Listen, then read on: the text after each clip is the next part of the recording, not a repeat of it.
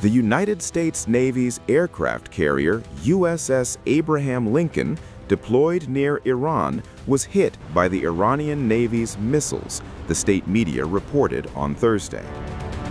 The USS Abraham Lincoln aircraft carrier was struck by drones of the Islamic Revolutionary Guard Corps Navy, a spokesperson for the Khatam al-Anbiya Central Headquarters told Press TV. The USS Abraham Lincoln hosts multiple squadrons of fighter aircraft, including F-35 Lightning II fighter jets and F-A-8 Super Hornet fighter jets. The USS Abraham Lincoln, along with 3 guided missile destroyers, had been in the Arabian Sea since the end of January after being redirected from the South China Sea. The Iranian military's claim of a strike targeting the U.S. aircraft comes days after an American submarine sank an Iranian warship in the Indian Ocean. Sri Lanka's Navy recovered 87 bodies and rescued 32 Iranian sailors from the IRIS Dena, which sank in international waters off the coast of the island nation, a rare instance of a submarine torpedoing a ship since World War II. Earlier in the day, the Iranian military claimed that the naval missiles hit an American oil tanker in the Persian Gulf, triggering fire in the vessel.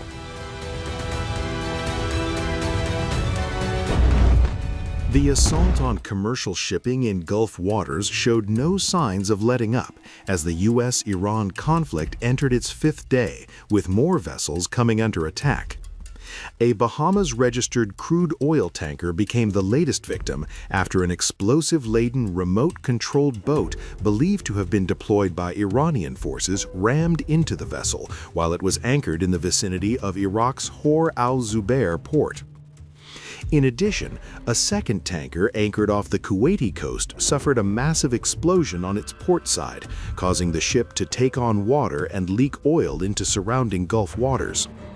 The 2 incidents bring the total number of vessels targeted to 9 since clashes broke out between the United States, Israel, and Iran on Saturday, which has sent shockwaves through global shipping and energy markets. The toll on regional shipping has been severe. Tracking data from the Marine Traffic Platform estimated that roughly 200 vessels, including oil tankers, liquefied natural gas carriers, and cargo ships, remained stranded at anchor in open Gulf waters, unwilling or unable to move.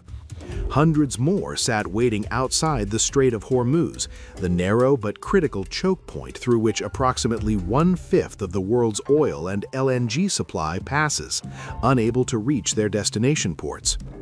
The disruption to energy flows has had an immediate and sharp impact on commodity markets. Oil prices climbed a further 3% on Thursday alone, extending a rally that has now pushed crude prices more than 14% higher since the conflict began, a staggering rise driven by fears of prolonged supply disruption from one of the world's most energy-critical regions. Reportedly, the targeting of Gulf countries and disruption of energy markets was part of a plan devised by the late Iranian Supreme Leader Ayatollah Ali Khamenei.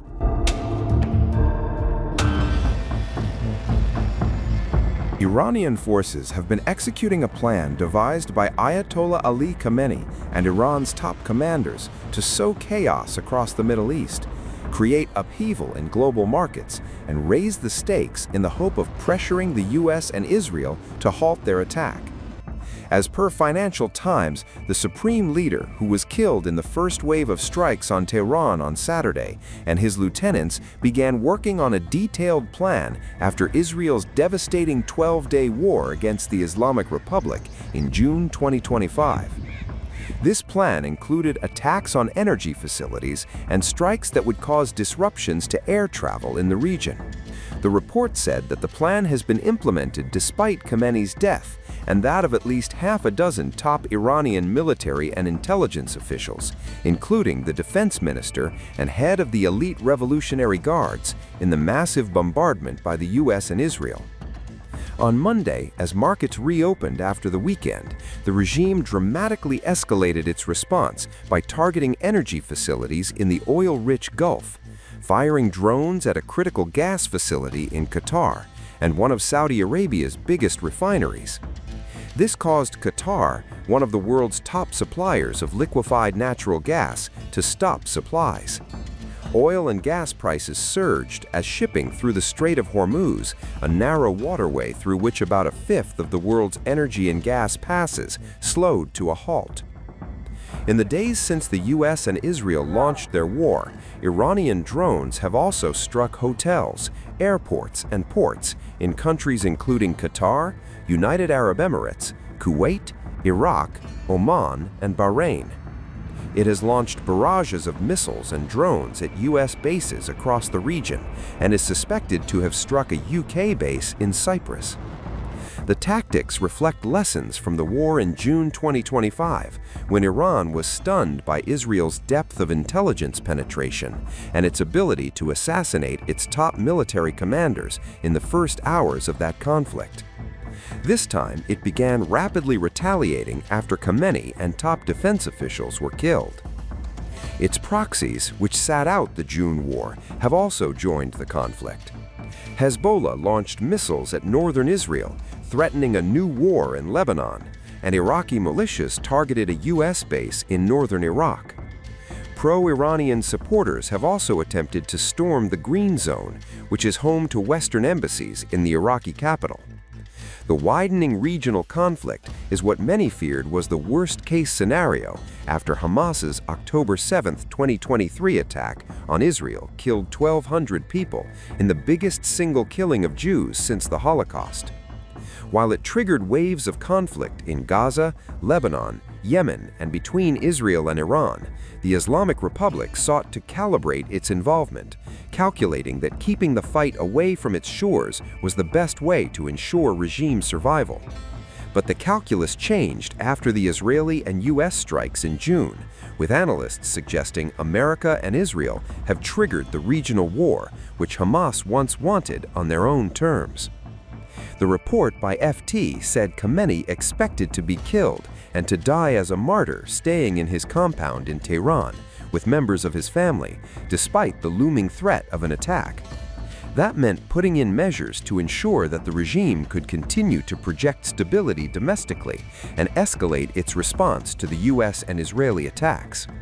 It is now the Revolutionary Guards overseeing military operations, with the forces led by Major General Ahmed Vahidi, who replaced the force's top commander after he was killed on Saturday. The result is a spiraling conflict that threatens to pull in more countries. The Middle East is on edge as attacks intensify against Gulf states following US and Israeli strikes on Iran. After a drone attack on the US embassy in Riyadh, now Saudi Arabia claims its air defense system intercepted cruise missiles en route to the kingdom. Saudi Defense Ministry claimed 2 cruise missiles were intercepted over an area south of the capital, Riyadh. Additionally, a separate drone attack was thwarted, according to the Times of Israel's report that cited Saudi media.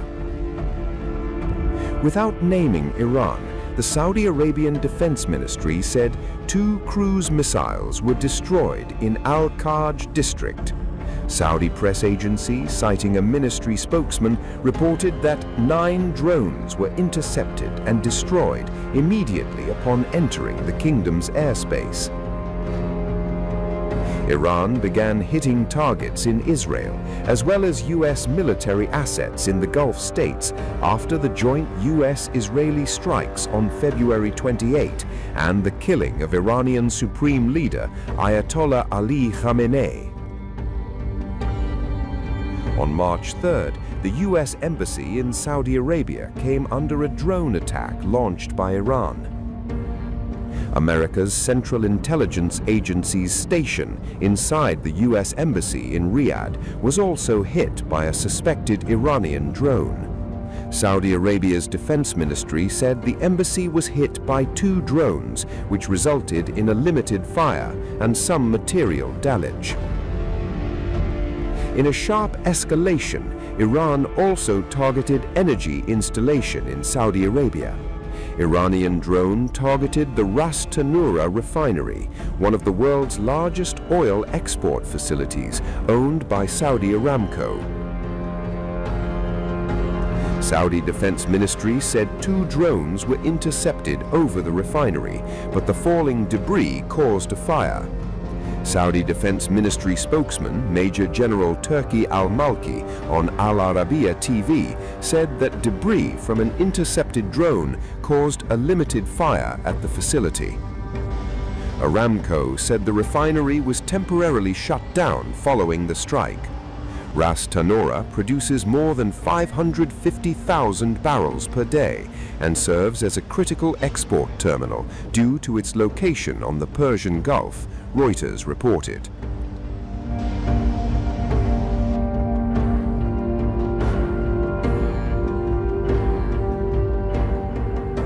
The Washington Post had earlier reported that Saudi Crown Prince Mohammed bin Salman had pushed US President Donald Trump last month for a strike on Iran, despite favoring diplomacy publicly. The report said that MBS made multiple private phone calls to Trump. Amid the escalating situation, the kingdom disputed media reports on March 2. Fahad Nazir, spokesman for the Embassy of Saudi Arabia in Washington, D.C., said in a post on X that the Kingdom of Saudi Arabia has been consistent in supporting diplomatic efforts to reach a credible deal with Iran. At no point in all our communication with the Trump administration did we lobby the president to adopt a different policy. In a brazen escalation, Iran reportedly carried out a drone strike on America's Central Intelligence Agency's CIA station in Saudi Arabia. A source familiar with the matter told Reuters that the CIA facility inside the US Embassy in Riyadh was hit by a suspected Iranian drone. The source further told Reuters that there was no indication the station was the target. The embassy, located in the Saudi capital of Riyadh, is among the US sites hit so far in the conflict. Saudi Arabia's defense ministry said the embassy was hit by 2 drones, which resulted in a limited fire and some material damage. A State Department memo said the strike collapsed part of the roof of the embassy and that embassy personnel should continue to shelter in place, the Washington Post reported. The memo did not mention if any CIA personnel were wounded and declined to comment on the situation. Subsequently, Washington's mission in the kingdom warned Americans to avoid the embassy until further notice due to an attack on the facility. On March 3, the U.S. mission cancelled routine and emergency U.S. citizen services appointments, saying in a security alert that there is a threat of imminent missile and UAV attacks over Dhahran. Do not come to the U.S. consulate. The attack on the CIA facility may be significant to an embattled Iranian regime that has long viewed the American spy agency as its ultimate foe.